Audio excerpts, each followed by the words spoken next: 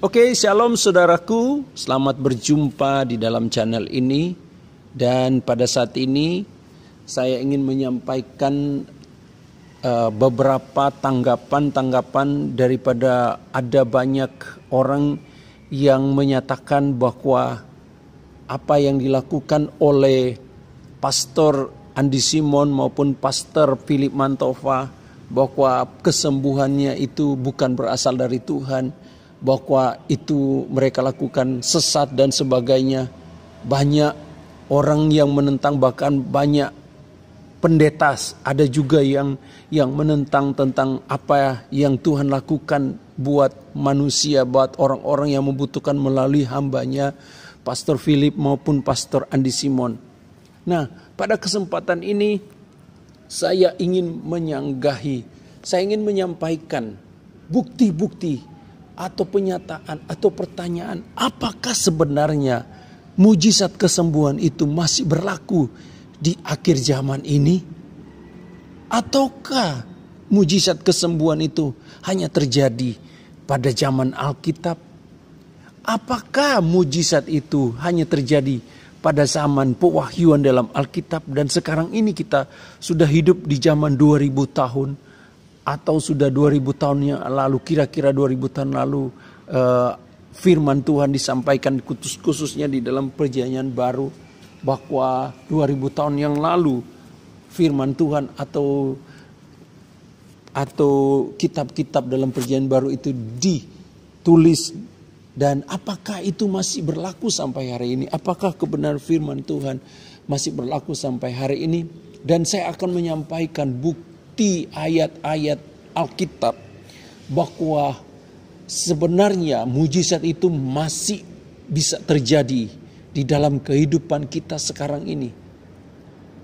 Jadi saya mau menanggapi bahwa apa yang dikatakan oleh beberapa orang bahwa mujizat itu tidak terjadi, atau apa yang dilakukan oleh Pastor Andi maupun Pastor Philip Mantova itu bohong, maka saya akan menanggapi bahwa itu sebenarnya adalah Alkitabiah. Sekali lagi saya mau katakan, itu adalah Alkitabiah, artinya yang berdasarkan Alkitab atau berdasarkan firman Tuhan.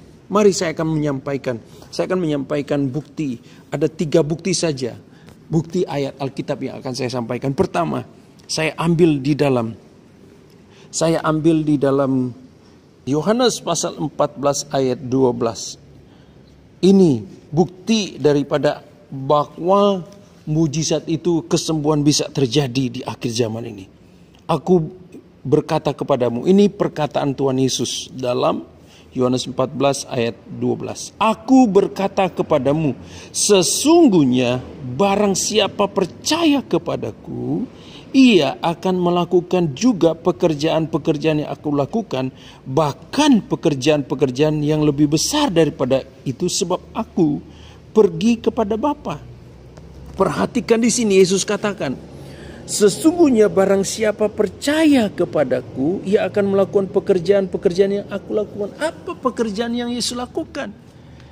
Pekerjaan yang Yesus lakukan adalah di mana dia datang ke dunia ini untuk menyelamatkan manusia. Dan ada juga pekerjaan yang Yesus lakukan adalah, yaitu dia menyembuhkan, dia mengadakan mujizat.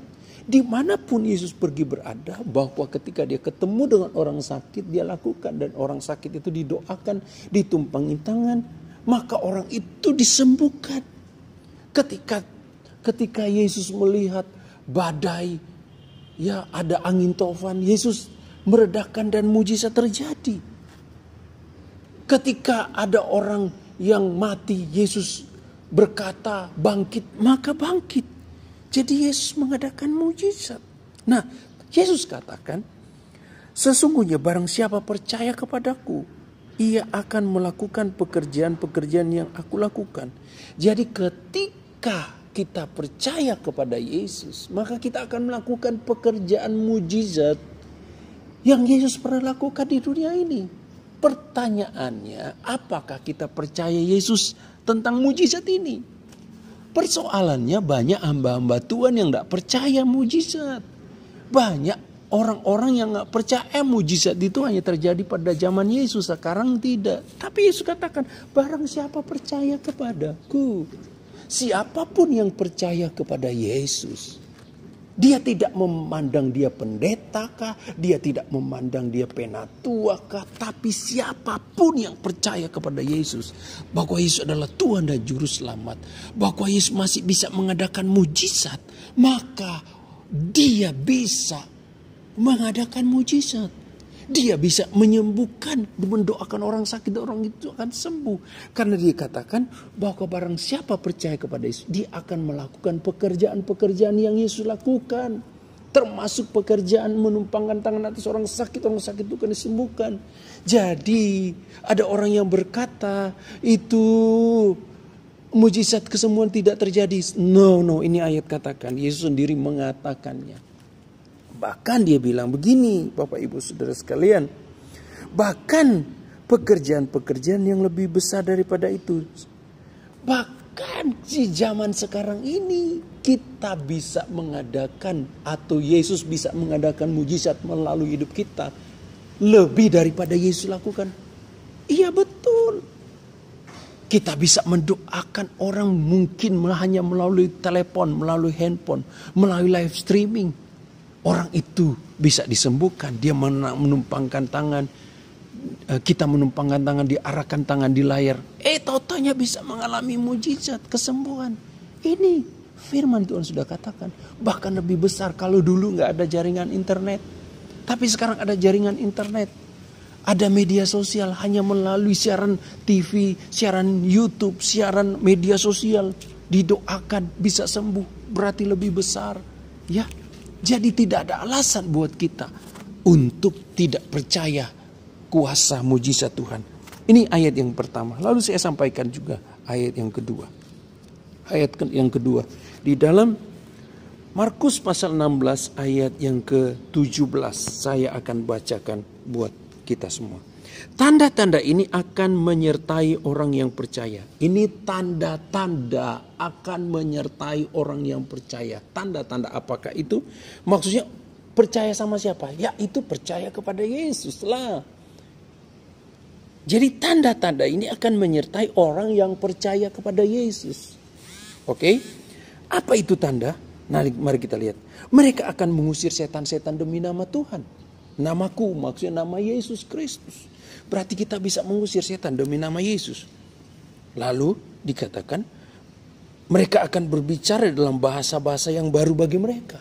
Artinya mereka akan berkata-kata dalam bahasa-bahasa yang baru. Mungkin juga bisa bahasa roh dan sebagainya. Ya.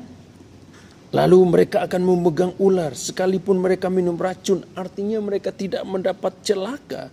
Mereka akan meletakkan tangannya atas orang sakit dan orang sakit itu akan sembuh. Iya. Tanda-tanda ini akan menyertai orang yang percaya. Kalau kita baca konteks daripada ayat ini adalah perintah Tuhan Yesus sebelum Yesus terangkat ke sorga untuk memberitakan Injil.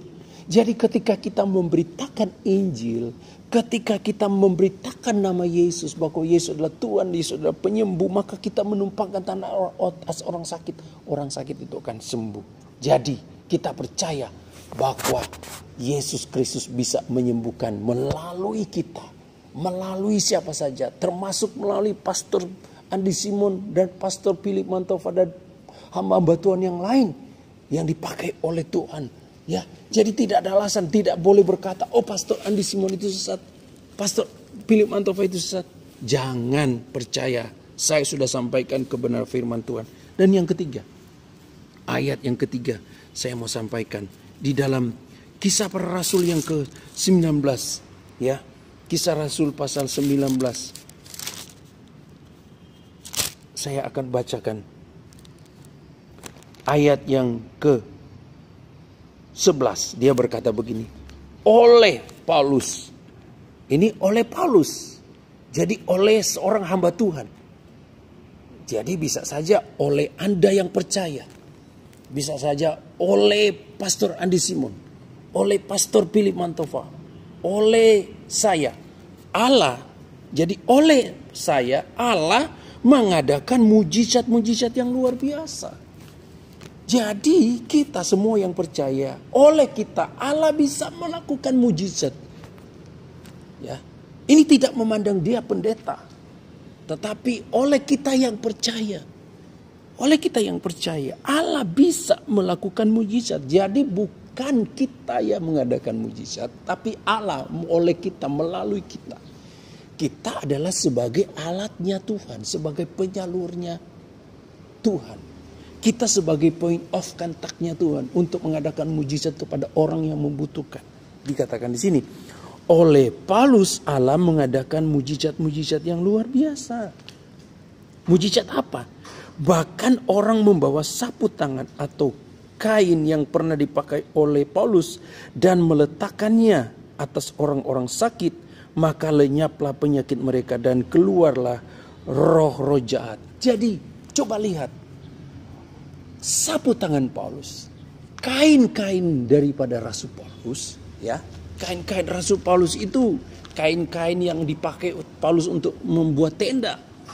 Atau apa saja yang dimiliki oleh Paulus. Teman-teman Paulus mengambil sapu tangan itu, ya.